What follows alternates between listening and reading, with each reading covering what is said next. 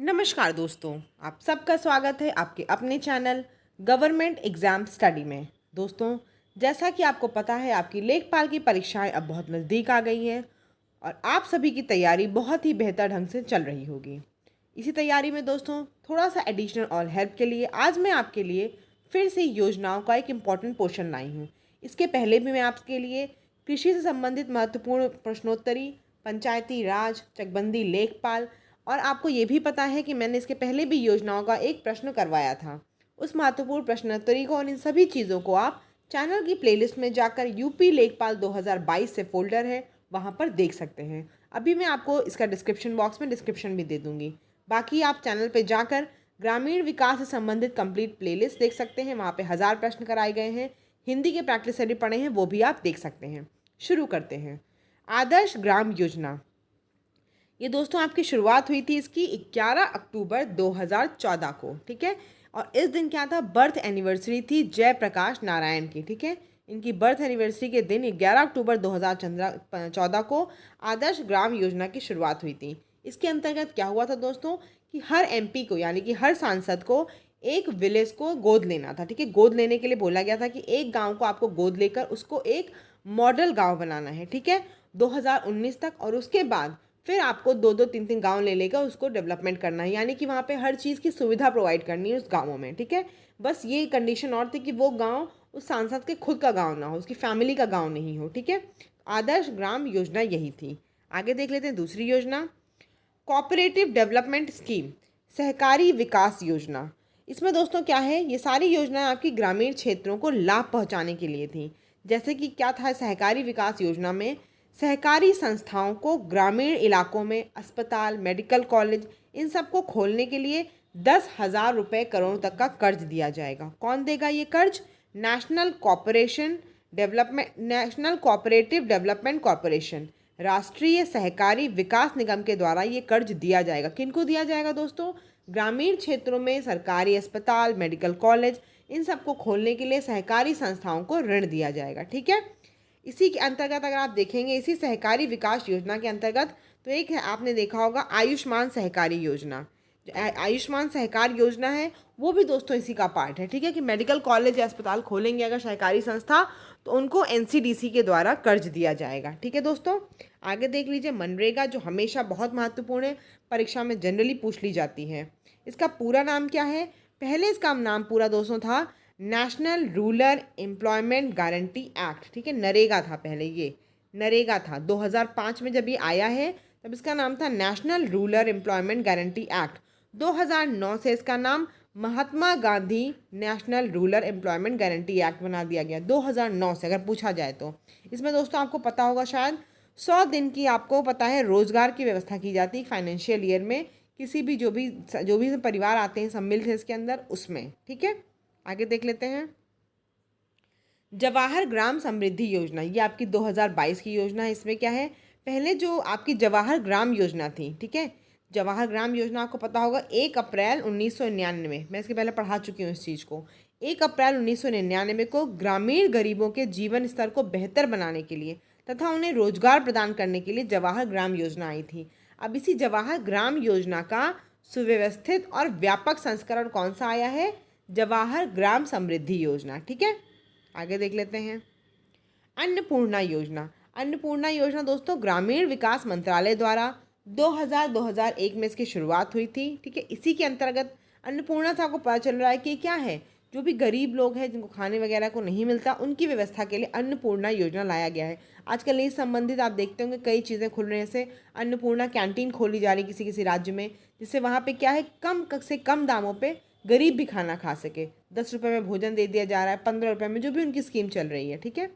अगला देख लेते हैं यूपी प्रभु की रसोई योजना। ये भी आपकी अन्नपूर्णा रसोई योजना की तरह है। इसमें क्या है दोस्तों, राज्य के गरीबों को मुफ्त में भरपेट भोजन कराया जाएगा, ठीक है, यूपी प्रभु की रसोई योजना। शुरुआत इसकी दोस्तों यूपी के सहारनपुर जिले से की गई है, ठीक है। यूपी प्रभु की रसोई योजना की शुरुआत दोस्तों यूपी के सहारनपुर जिले से की गई है, ठीक है। आगे देख लेते हैं अंत्योदय अन्न योजना। इसकी शुरुआत दोस्तों दिसंबर 2000 में की गई थी, ठीक है, दिसंबर 2000 में इसकी की गई थी शुरुआत अंत्योदय अन्न योजना की। 35 किलो राशन इसमें देने के लिए बोला गया था, जिसमें 20 किलो गेहूं और 15 किलो चावल था। ₹2 पर किलोग्राम के रेट पे गेहूं मिलेगा और धान जो मिलेगा वो ₹3 पर किलोग्राम पे, ठीक है। 1 किलोग्राम जो धान होगा वो ₹3 का होगा, 1 किलोग्राम गेहूं आपका ₹2 का होगा और 20 किलो गेहूं और 15 किलो चावल देने की व्यवस्था की गई है इसमें अंत्योदय अन्न योजना में। आगे देख लीजिए, स्वजल धारा योजना, ये फरवरी 2018 में इसकी शुरुआत की गई थी। नाम से पता चल रहा होगा कि स्वच्छ पेयजल ग्रामीण में और हर जगह व्यवस्था करने के लिए इस योजना की शुरुआत की गई, स्वजल धारा योजना। शुरुआत इसकी दोस्तों कहाँ से हुई? 6 राज्यों से हुई थी, बिहार, मध्य प्रदेश, महाराष्ट्र, राजस्थान, यूपी और यूके, यानी कि उत्तर प्रदेश और उत्तराखंड। इसके बाद आपका है कस्तूरबा गांधी बालिका विद्यालय योजना। तो यहाँ पे आपको पता चला जो गरीब बच्चे हैं या गरीब हैं या फिर अनुसूचित जाति वाले लोग हैं, जहाँ पर बालिकाओं को स्कूल नहीं जाने दिया जा रहा है, स्कूल से वंचित किया जा रहा है, यानी कि शिक्षा के लिए अंतर्गत इस अभियान की इस योजना की शुरुआत की गई थी। इसमें दोस्तों 75% जो सीटें हैं वो SC ST और OBC और अल्पसंख्यक की हैं, 25% उन लोगों की हैं जो गरीबी रेखा से नीचे हैं, उन लड़कियों की है, ठीक है। यहाँ पे 2004 में इसकी शुरुआत हुई थी। 2004 में ये अलग अभियान में, अलग योजना में था, लेकिन 2007 से इसको भी सर्व शिक्षा अभियान के अंतर्गत ले लिया गया है, ठीक है। पहले यहाँ पर 8 तक था, लेकिन अब यहाँ पर बालिका विद्यालय योजना में 12 तक पढ़ाई शुरू कर दी गई है, ठीक है। आगे देख लीजिए, मिड डे मील योजना, ये आपकी 1995 में शुरू हुई थी और अभी हाल में ही आपको पता है मिड डे मील योजना का जो हटा के वो कर दिया गया है, वो किसके अंदर आ गया है? PM पोषण योजना, PM पोषण स्कीम के अंतर्गत आ गया है। इसका मेन उद्देश्य यही था कि जो गरीब परिवार के लोग बच्चे हैं उनको न्यूट्रिशन की जो कमी है वो ना हो, ठीक है, खाने पीने को। इसीलिए आप अगर जानते होंगे थोड़ा, तो प्राइमरी में सब कुछ दिया जाता है, दूध भी एक दिन मिलता है, एक दिन सारी चीज़ें मतलब दाल वगैरह सब दिया जाता है, एक दिन फल भी दिया जाता है, कि जो गरीब बच्चों की में माल न्यूट्रिशन हो रहा था, न्यूट्रिशन की कमी हो रही थी, उस पोषणता की कमी ना हो, इसीलिए इसका नाम भी इससे बदल के PM पोषण स्कीम कर दिया गया है। प्रधानमंत्री ग्राम सड़क योजना देख लीजिए दोस्तों, 15 अगस्त 2000 को इसकी शुरुआत हुई थी, ठीक है। प्रधानमंत्री ग्राम सड़क योजना, नाम से पता चल रहा है सड़कों के इम्प्रूवमेंट के लिए। अब मैंने आपको पिछली वीडियो में भी बताया था कि जिससे कि आवागमन अच्छा रहे, जिन गाँवों पे, जिन ग्रामीण जगह पे अभी भी रोड नहीं बन पाई, उसी सब के लिए ये शुरुआत की गई थी प्रधानमंत्री ग्राम सड़क योजना की।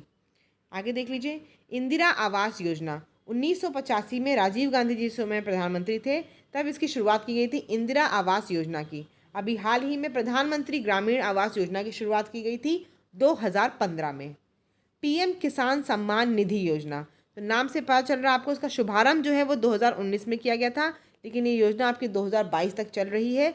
इसमें क्या है, किसानों को सम्मान के लिए कुछ निधि देने की योजना बनाई गई थी, जैसे कि 6,000 रुपये उनको प्रदान किया जाता है। अब बाकी सारी चीज़ें देखिए डिटेल्स, वो तो आपको पता है कि क्राइटेरिया होता है, ऐसा नहीं किसान है तो उसको पैसा मिल जाता है, कुछ क्राइटेरिया होता है, वो फुलफिल होता है तो 6,000 रुपये प्रदान किया जाता है।